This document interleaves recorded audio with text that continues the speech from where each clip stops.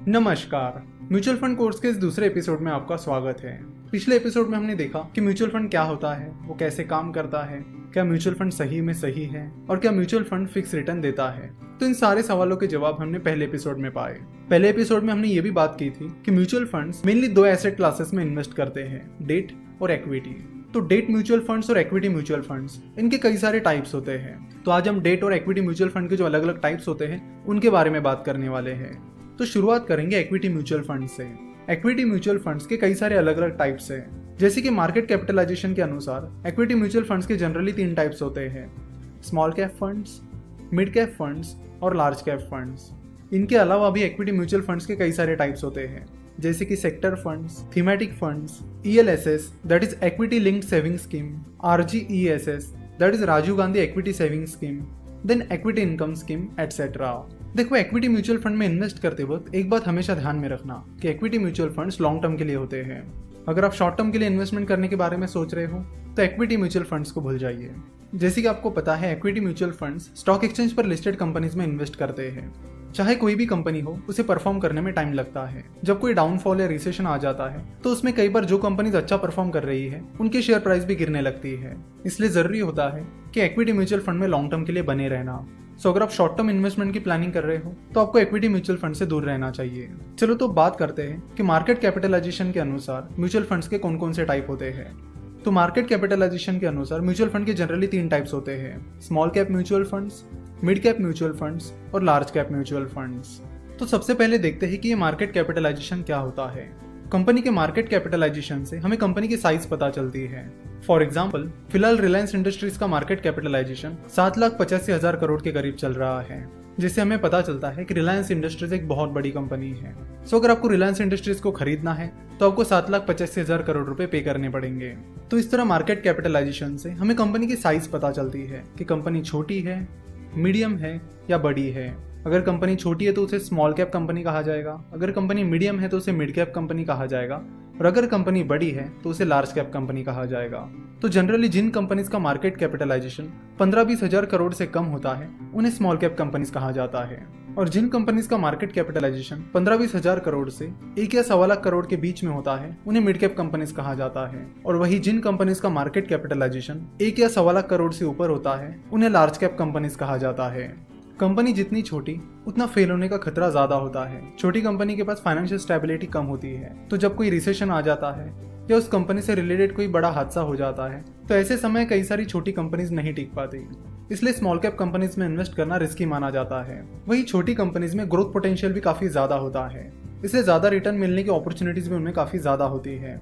वही जो large cap companies होती है उनके पास अच्छा खासा फाइनेंशियल बैकअप होता है, तो जब भी कोई खराब टाइम आता है तो अच्छा फाइनेंशियल बैकअप होने की वजह से ये कंपनी स्टेबल रहती है और उनके फेल होने के चांसेस बहुत ही कम होते हैं। इसलिए जिन इन्वेस्टर्स को कम रिस्क लेनी होती है वो लार्ज कैप फंड्स में इन्वेस्ट करते हैं।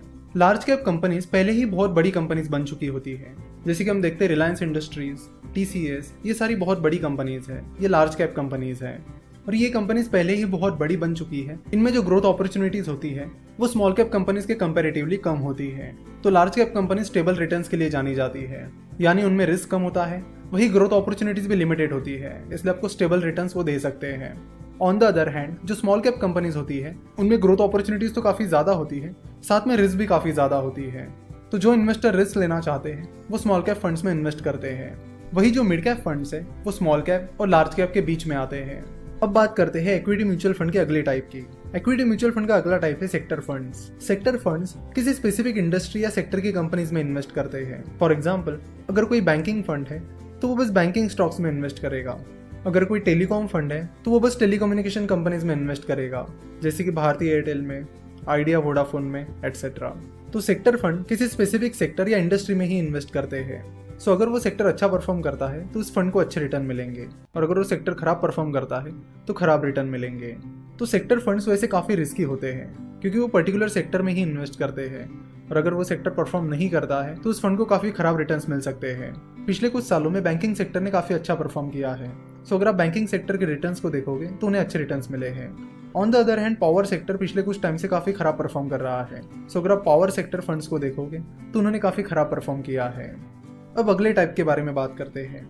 इक्विटी फंड का अगला टाइप है थीमेटिक फंड्स। थीमेटिक फंड्स किसी थीम में इन्वेस्ट करते हैं। For example HDFC housing opportunities, ये एक थीमेटिक फंड है जिसकी थीम है हाउसिंग।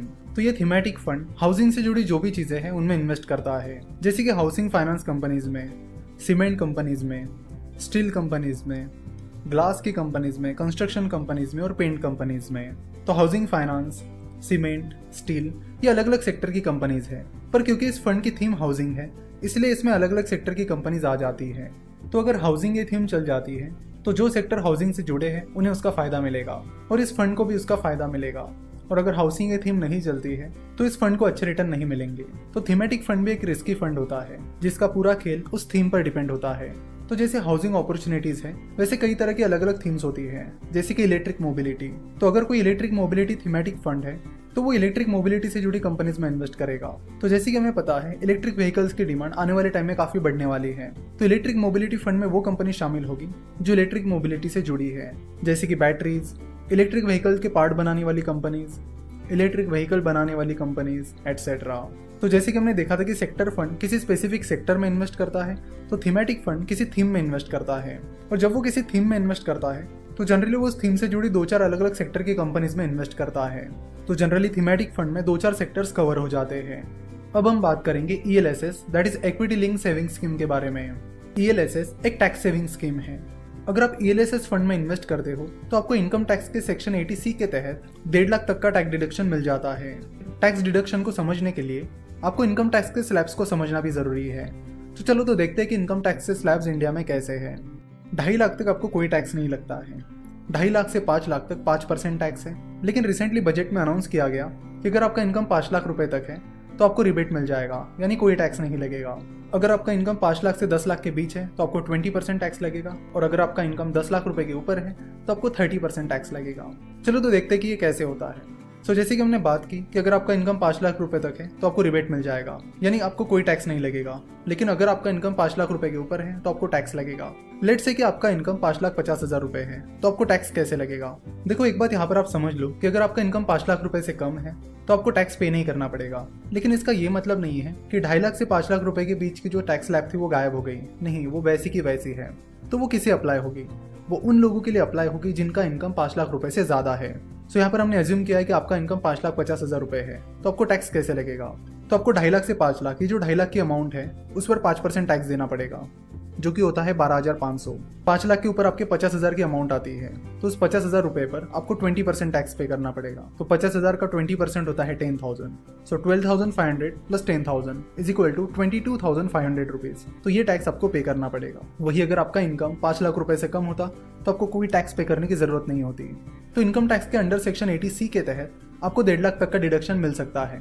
तो मान लेते कि आपका इनकम 6.5 लाख रुपए है और 1.5 लाख रुपए अगर आप ELSS में इन्वेस्ट करते हो तो उस पर आपको 1.5 लाख का टैक्स डिडक्शन मिल जाएगा। और फिर 6.5 लाख में से 1.5 लाख माइनस करने के बाद आपका टैक्सेबल इनकम हो जाएगा 5 लाख रुपए, जिस पर आपको कोई टैक्स पे करने की जरूरत नहीं पड़ेगी।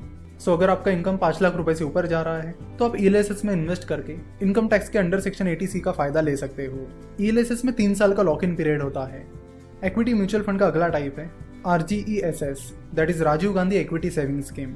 Rajiv Gandhi equity saving scheme नए इन्वेस्टर्स के लिए है जिन्होंने पहले कभी भी स्टॉक मार्केट में इन्वेस्ट नहीं किया है। Rajiv Gandhi equity saving scheme income tax के अंडर सेक्शन 80CCG के तहत आती है, जिसमें आपको इन्वेस्टमेंट का 50% डिडक्शन मिल जाता है और इस डिडक्शन की लिमिट 25,000 रुपीज है।